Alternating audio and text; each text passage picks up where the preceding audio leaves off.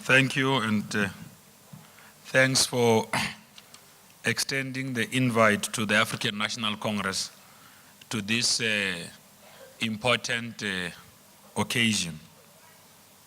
You know, just sitting there and listening to music and seeing the kind of camaraderie that exists amongst yourselves, one could easily borrow from the words of Che Guevara that revolutionaries are best defined by their love for one another. It looks like there's a lot of love in this room. And we need love to be able to turn our magic country into one that will be able to inspire the courage of the world over. In this country, we've been able to demolish apartheid.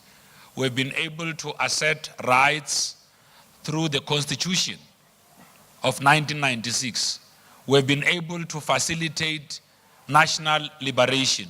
In short, that we constructed a government of national unity where people of this country, regardless of the color of their skin and the religion they represent, could also have a seat in parliament, so that together as humanity, we could be able to drive forward a program that can construct this magic country that Nelson Mandela presided over. You owe yourself a big round of applause to have been part of this great story as the Muslim community.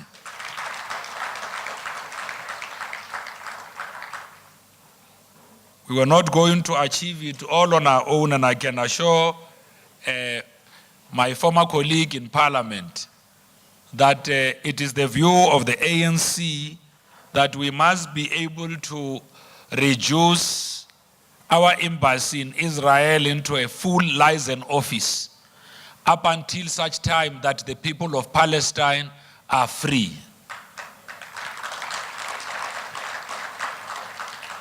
We in the African National Congress have got strong ties with BDS.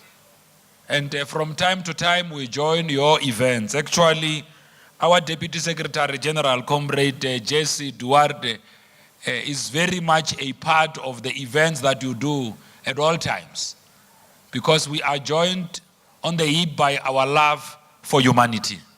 We all want social justice. We want people to be able to worship in their own ways without being discriminated. Whether they are Muslims, they are Christians, their places of praise should be protected. And this is what the rights that are in the Constitution of the Republic of South Africa, that our organization, the African National Congress, working with many other progressive formations, have fought hard to assert.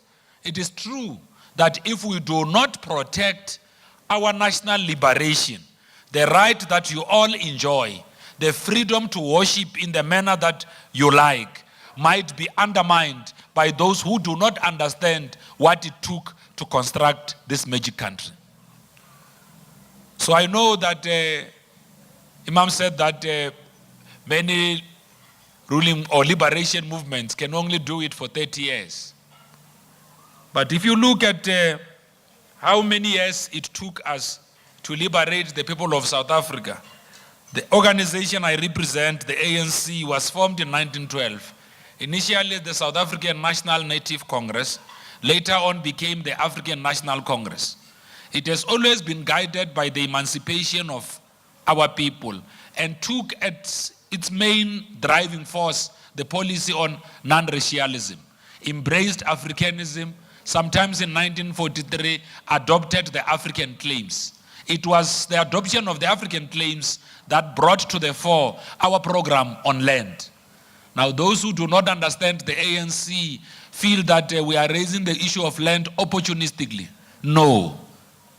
We first raised the issue, actually, land is an emotive issue that even in 1912 when we were formed, it was at the center of the things that were guiding what needs to be done. The position of the African National Congress on the question of land has been misread by some. The ANC is not going to nationalize land.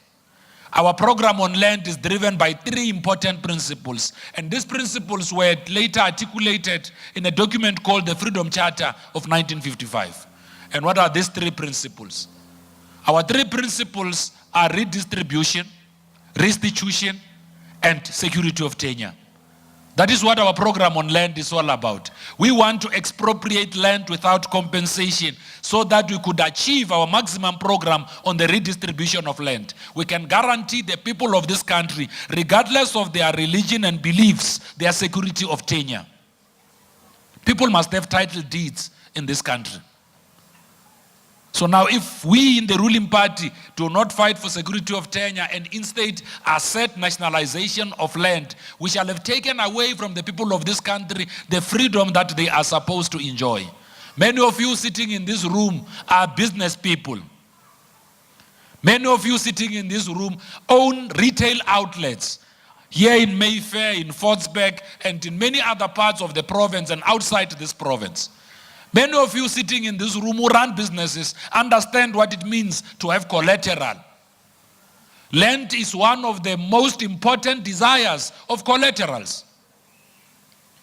If you own land, you know that your borrowing power also increases. Is that not so? Because financial markets, in the manner that they operate, sometimes rely on that kind of security. Now, not that we want our people to be indebted, but if we give our people security of tenure, we'll also be able to give them the right to participate in the economy of their country without any boundaries. That is what the African National Congress is fighting for. And that is one point that we're going to pursue without haste. But there are a number of issues that for us to be able to achieve our program and make sure that we can assert our leadership of this country over 30 years and beyond, we need to fight crime. We have met with many, with members of the Muslim business community who have come to us and raised concerns that they are being murdered, that they are being kidnapped, that people come to their businesses to come and demand monies and all of that. We have spoken to the Ministry of Police. We have said that there's got to be a special focus to assist people who are running businesses in Mayfair, in Fortsburg, in Jeepistown, and everywhere else. When there was a bomb of, when there was an attack of the mosque in Verulam, the African National Congress reacted to that. Because we do not believe that they should be those who discriminate others because of their religious beliefs. But we are also encouraged by those in the Muslim community who from time to time extend their loving hand to others. One of the things that we learn from yourselves is the need and desire to give the needy. It is very important to feed others. To say, because I have got more, I need to learn that it is, I can only increase that which I have if I share with my neighbors. Now, it is this spirit of camaraderie and the spirit of sharing that has inspired some of us. The ANC is proud that today Muslims make up members of our various structures from branches all the way to our top 6. As well as our deployees to parliament, cabinet and other institutions. Like I spoke about Comrade Jesse Duarte, who is the Deputy Secretary General of the African National Congress. ANC deployees to government who belong to the Muslim community include the Minister of Economic Development, Comrade Ibrahim Patel, Minister of Higher Education, Comrade Naledi Pandor, who's also a member of the NEC and National Working Committee of the ANC, Deputy Minister of Education, Comrade Enver Surti, Deputy Minister of Home Affairs, Fatima Kohan, Special Advisors to Ministers of International Relations, Comrade Zain Dango and Aziz Pahad, as well as several ANC members of parliament who occupy positions from head of portfolio to whips of committees. Beyond politics, your community has been crucial in terms of participating in charity as well as social development programs and initiatives. We are thrilled by the work, for example, of Sabri Christie Ambulance Service, the South African National Sakar Fund, the Sultan Bawu Community Clinic, the Islamic Council of South Africa, Gift of the Givers, and the multitude of other organizations. Driven by the finest ideals of your religion, Muslims are contributing significantly to our country's development and prosperity. We as the ANC are humbled by this and are continuously inspired in our various collaborations with Muslim community organizations and groups. It is in this context of philanthropy and giving to the community that we view tonight's gala dinner and urge all of you to contribute to the work of this Islamic Center. From the little that we've been briefed on, we are truly impressed by the center and that seeks to establish from the little that we have been briefed, we are truly impressed by the center. We feel that such a community that seeks to establish a center in Robertson, and we feel that such a community center is envisaged by the Islamic Center is commendable and will benefit members of the public, regardless of religion or race. As your Quran says, and whatever you spend in good, it will be repaid to you in full, and you shall not be wronged. I think I must also have a copy of a Quran, Imam, to read it from time to time as well. So may God benefit you all in your generosity. I must also comment, you need to assist me with the name UQIC. I must also commend UQIC and attendees here tonight for the successful health day that you hosted earlier this year. The health day, I believe, serviced thousands of people with free medical services, screenings and other tests. This is commendable. This health day in some ways speaks to the spirit of President Ramaphosa's Tuma Mena initiative. Tuma Mena meaning send me to assist the poor, uplift the needy, feed the hungry and benefit society. Now, our Tuma Mena program is also about understanding the problems of our people, acting with greater speed to be able to resolve them, but also going back to those communities, giving them feedback on what we have done to attend to their problems. Now, it is only a government that is duly constructed on the will of the people that can do that. The African National Congress understands that it will be removed out of power the moment it starts to listen to itself and no longer listen to the people it leads.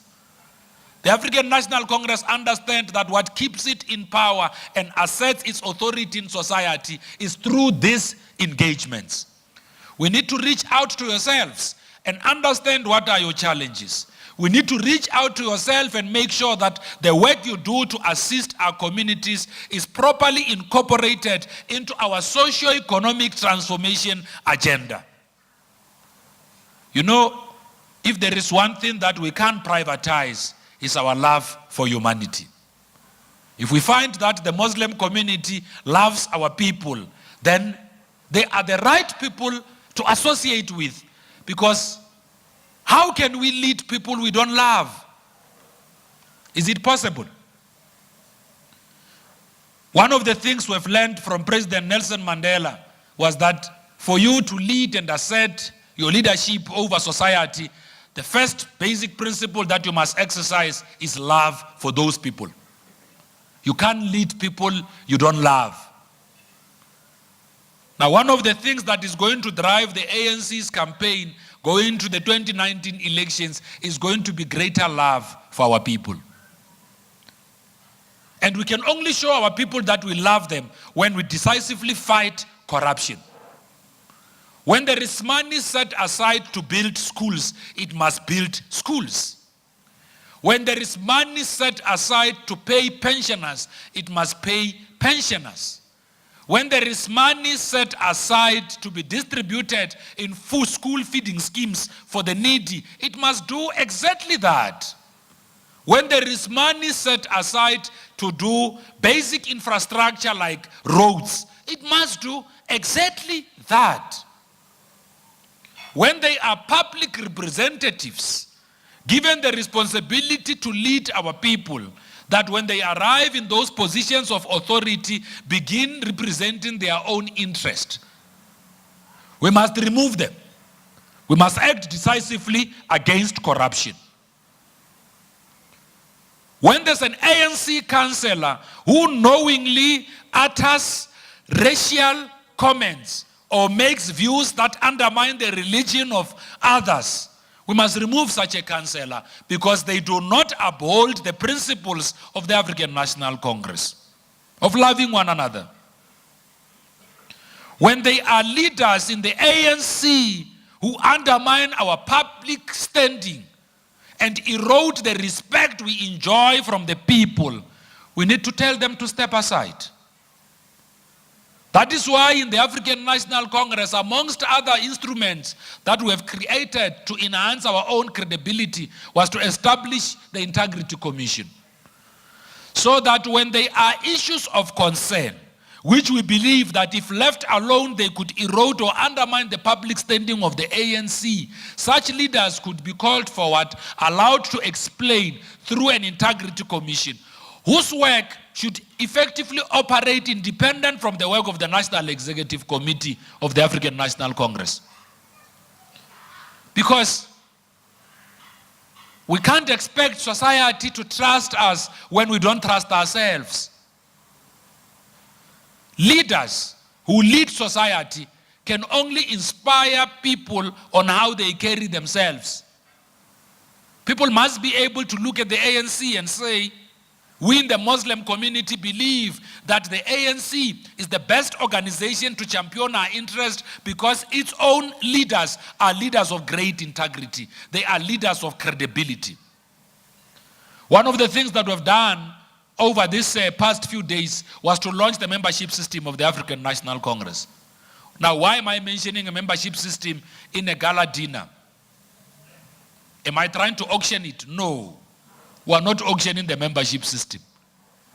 I'm deliberately mentioning the membership system which has got integrity to demonstrate to you that the ANC has begun dealing with its own issues of internal democracy and making sure that it also opens and makes its own structures accessible. Because there are many people out there who associate with the ruling party. Now, we need to make sure that we create systems and mechanisms in the ruling party that allow them to join and deposit their own views, so that in representing the people of South Africa, we have effectively considered the views that are raised by many others in communities out there. You see, when you are given a responsibility to lead people, it doesn't mean that you are the most wisest. No. It could have been that you were sitting on the side where there were many numbers.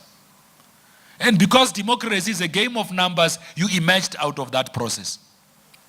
You only lead people effectively if you start to listen. There is no one, whether it's in the ANC, in the DA, in the NFP, in the IFP, in the EFF, anywhere across the political spectrum, political leaders lose currency the moment they do not listen to people. Once we do, remember how Kenya collapsed. When those who were going to be in power started believing that it was now their turn to eat. Once we get into position of responsibility and suddenly begin believing that it is now our turn to eat, then what erodes there is the liberation project. What erodes there is conscience. If the ANC truly stand and represent the plight of the people of Palestine in relation to its own international relations positions and policies that it has articulated, it needs to be seen to be taking certain measures. And one of those measures, we must be able to say, companies that are known and knowingly do business in Israel, with apartheid Israel, or they are funded by apartheid Israel against the wishes of the movement, even when pressure must be exerted so that the people of Palestine could be freed and liberated, those companies should be put on a different paper so that we can determine how do we continue trade relations with them. We comrades, we know apartheid in South Africa. We know what it means to go to town and use black-only toilets. We know what it means. We know the Group Areas Act in this country because we grew up from those, we came from those political developments. Apartheid was not a nice thing. You should have seen what it meant. Our own black parents in 1994, when it was clear that we are now going to elect have democratic elections and elect a president of our choice.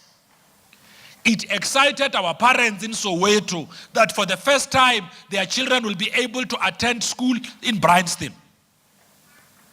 It was not possible. It excited our parents, black parents in communities, that for the first time their children will be able to attend schools in Randburg, in Rosebank. Apartheid meant that you had to drive around or walk around in town with your passbook. We were divided according to color in this country. I don't think there's a country in the whole world which will understand the problems of Palestine the same way we will here in South Africa. Because we have experienced apartheid here. We know what separation of amenities mean. Now when they built the wall in Gaza, we understand what that does. It undermines the coexistence of humanity. So we are with you. And we're going to work with you to make sure that we ultimately achieve that liberty. To free the people of Palestine is one of the things that we stand for in the African National Congress.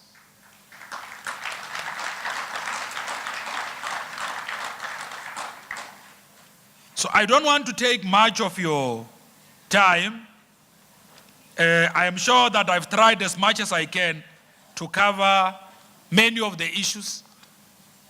I did indicate to the event organizers earlier that I also have another youth event that I must address in the East End tonight still. But we felt that because we have already confirmed that we will be coming, but also because your struggle is also part of our own struggles, we had to come here and convey our own message of support. You need to know that we are with each one of you who is in this hall. We support you and support the cause that you are pursuing. Continue doing good to our people. You must not give up the good work. You must know that when we are actually, before I said I almost forgot to mention this, that one of the things that are going to be driving us going into 2019 is the program of unity and renewal. And when the ANC renews itself, it needs all of you to work with it and whisper to it and say, these are the things you didn't do right. Try and fix these things so that you can increase your appeal. You know, Comrade Sheikh Imam is correct. From time to time, they put issues on the order paper. And they expect us as the ruling party to also support them. I mean, for instance, the reduction of the Israel into a license, the Israeli embassy into a license office, it's an important point. And I must tell you, and I think we must give the NFP a round of applause because they have been a great support structure for the ANC.